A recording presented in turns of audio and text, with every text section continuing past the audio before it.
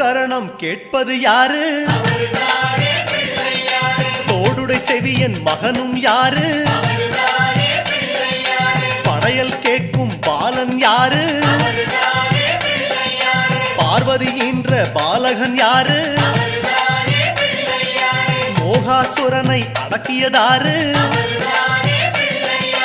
மோதிர கையால் குட்டுவதாரு? பஞ்சமுகமே கொண்டது யாரு? அவரும் வாழ்வது எங்கே?